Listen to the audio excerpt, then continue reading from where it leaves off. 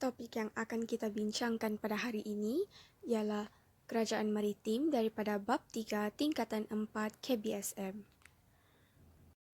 Kebanyakannya, kerajaan maritim terletak di persisiran pantai dan muara sungai kerana ia utamanya berasaskan kegiatan perdagangan laut dan menjalankan kegiatan perdagangan. Laut dan sungai pula menjadi laluan utama bagi kerajaan maritim. Untuk mengulas dengan lebih lanjut, saya akan menggunakan akronim daripada perkataan maritim itu sendiri. Abjad M yang membawa maksud mahir dalam membuat dan membaiki kapal telah memberi kesan kepada masyarakat kerajaan maritim. Hal ini kerana mereka mampu berlayar jauh daripada pertempatan mereka sendiri untuk berdagang. Abjad A pula membawa maksud aktiviti ekonomi. Hal ini kerana kegiatan yang dijalankan oleh masyarakat maritim termasuklah kegiatan perdagangan, kelautan dan juga berfungsi sebagai pelabuhan seperti pelabuhan pembekal, kerajaan dan interreport. Seterusnya, Abjad R pula bermaksud rakyat yang terdiri daripada orang tempatan, orang laut dan juga pedagang luar daripada kawasan kerajaan maritim itu sendiri.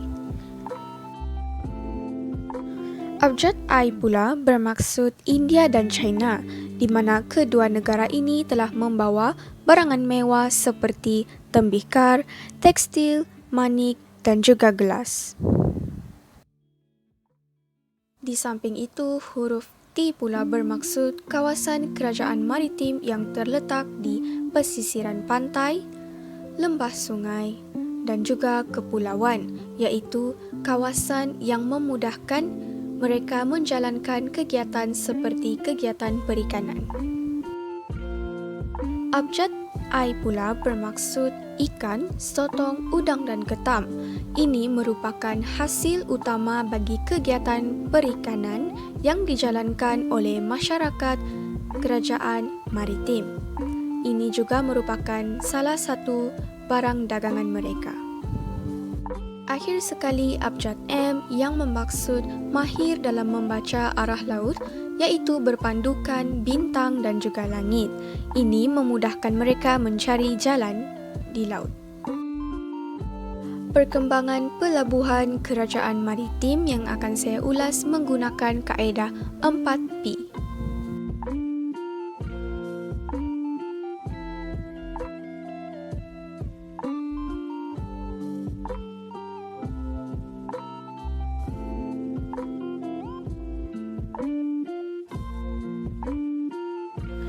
Akronim seterusnya PP yang membawa maksud pelabuhan pembekal.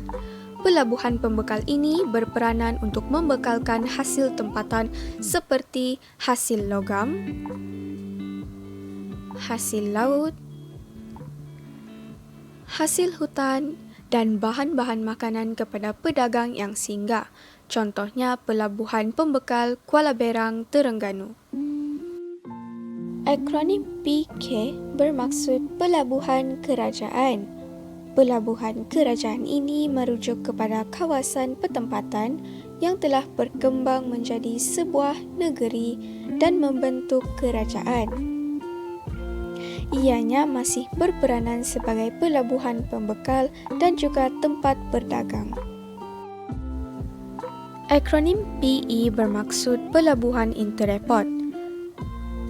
Pelabuhan ini berperanan untuk membekalkan hasil jajahan takluk dan hasil tempatan kepada para pedagang asing. Mereka juga membekalkan emas, timah, hasil hutan dan hasil daripada kerajaan lain. Selain itu, mereka juga membeli barang-barang daripada pedagang asing dan mengedarkannya kepada para pedagang tempatan dan jajahan takluk. Mereka juga turut menjalinkan hubungan dengan perdagangan dengan kerajaan China dan kerajaan India.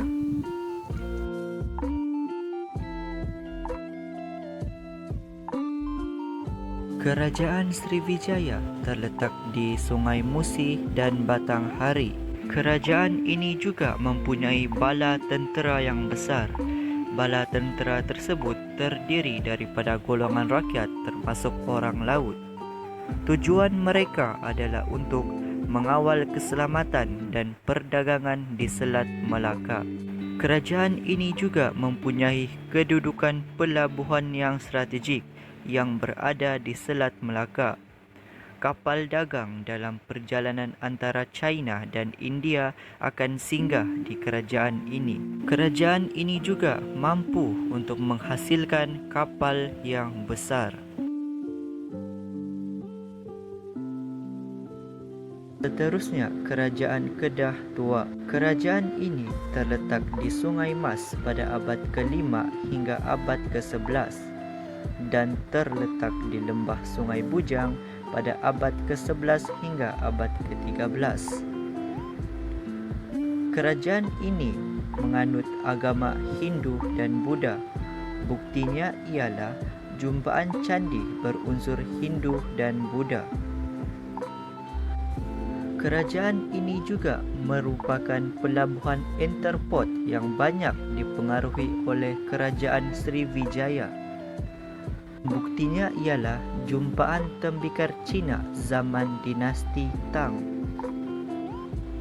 serta tembikar dari Timur Tengah.